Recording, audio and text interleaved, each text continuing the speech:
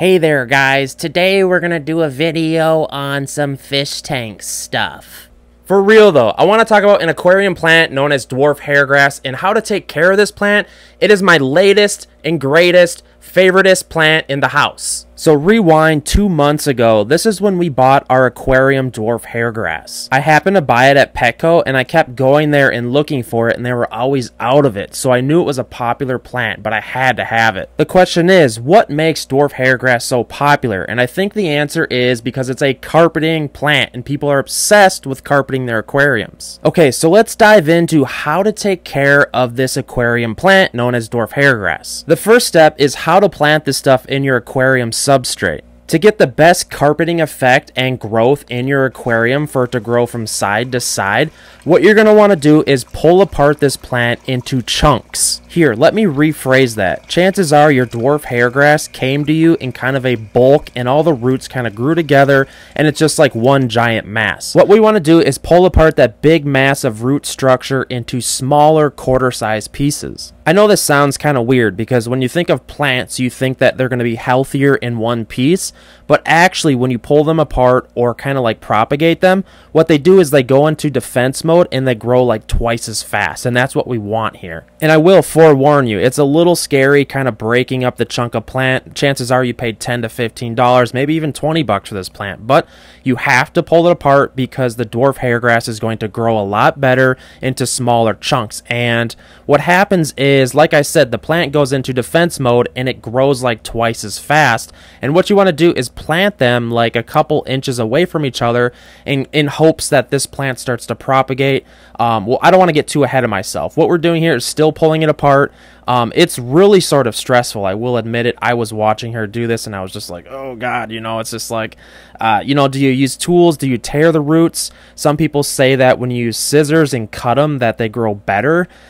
You know, I think at the end of the day, just pull them apart and get over it. So I guess the next step in taking care of dwarf hairgrass is talking about the parameters and setup for the tank. I will tell you, dwarf hairgrass is a heavy root feeding plant. Just like Valsneria or Amazon sword, it gets most of its nutrients from the substrate. What does this mean? This means that we want a nutrient-rich substrate, a plant substrate. Don't put this plant in gravel or sand. It's not going to do anything for you, and it's going to take just years and years for it to grow. And I can already hear the comments coming. Hey Chris, I grow dwarf hairgrass in sand. It grows great in gravel for me. It doesn't need any nutrients. Yeah, that's great. Congratulations. But for telling advice to people, dwarf hairgrass is a heavy root feeder, so use a substrate with a lot of nutrients. I don't care what anyone tries to tell me. And the tank that you're looking at right now that we're planting this in, it's a 20-gallon tall with organic potting soil capped with black blasting sand in my entertainment center build. And like I said before, there's a couple different ways you can plant this. Essentially, you can plant it however you want. But if you're going for the carpeting effect, what you're going to want to do is have little clumps of this stuff about the size of a quarter and spread it out through your substrate. What she decided to do here was kind of clump it up next to this rock, so it kind of had like that cool aquascaping look. She's twice the aquascaper I am, so I just went with it and trusted her. So we talked about how to plant it. We talked about the substrate and feeding the roots. The next topic is going to be lighting. Dwarf hairgrass prefers high lighting, and I don't have a lot of that in my household. I'm going to be completely honest. Most of my lighting is low light to medium light. I'm talking like Amazon cheap LEDs, bare minimum. You guys know it. I'm a cheapskate. In my experience of taking care of dwarf hairgrass and the lighting wise, it seems like the brighter the lighting, the faster this stuff is going to grow. And I know, you're probably telling yourself, man, Chris, you guys are really taking your time planting this, right? Yeah, we are. We're trying to make this tank look amazing. So we're also trying to plant this while aquascaping. And you have to remember, this is in my entertainment center build. So when I'm chilling on the couch, this is what I'm going to be looking at. So I want it to look nice, and I kind of put some pressure on it to look nice. And I will say, there's been a lot of buildup in getting this plant. I went to Petco a bunch of times looking for it, probably 3 different times, and they didn't have it, and I was getting pissed off. And I really wanted to grow this plant. I did know that it was somewhat of a slow grower, and I knew that the faster I would get it, the more time I would have it to carpet. Hey, look, it's Teddy. Oh, oh yes, a beautiful kitty. Oh, yes.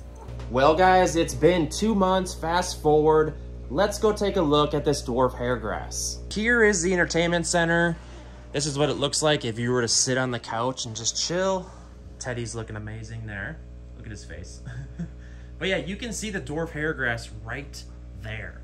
And as you can see, it's not that much growth. So the consensus is this is a pretty slow growing plant. But here's the thing, this light isn't that powerful.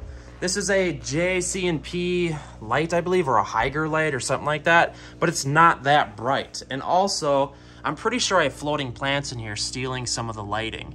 So the trick is to give, God, Teddy, what? Are you guys gonna fight over attention here? You guys gonna fight over attention? Can I just do a video maybe? Could that be possible? So yeah, guys, the dwarf hairgrass. You know, it looks a little yellow. It's lacking light possibly. And this is a slow growing plant. And what I'm gonna do today is actually come in here with the scissors and trim it up. Really? Do you have to do that when I'm doing the video?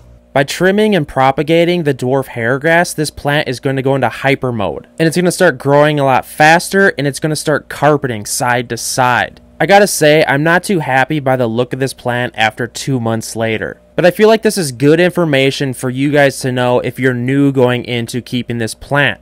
What I'm going to try to do is trim this up, hoping that the plant kind of goes into overdrive and growing. And also be a little more diligent in making sure that this tank has more lighting.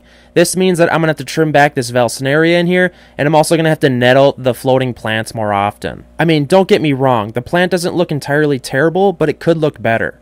So moving forward on the dwarf hairgrass and final thoughts. This plant is not as easy to grow as I thought it would be in a low-tech planted tank. I think we need higher lighting than what I'm used to here in the house. Maybe we gotta invest in a better light on that tank. Some people told me you should try CO2 and it will just take off. I'm not sure I'm ready to put CO2 on that tank itself, and plus I wanted to test it as a low-tech plant and give you guys a guide on setting it up in a low-tech setup. But yeah, guys, dwarf hairgrass is an awesome plant. I can't wait for it to come into the tank better. One last question for you guys, though. Hit up the comment section for me. A lot of people say that dwarf hairgrass is the easiest carpeting plant for low-tech planted tanks. I have to disagree. I think pearlweed is still easier, and I can do a lot more with it, and I don't know. What is the easiest carpeting plant? Hit up the comment section, guys. I want to hear from you.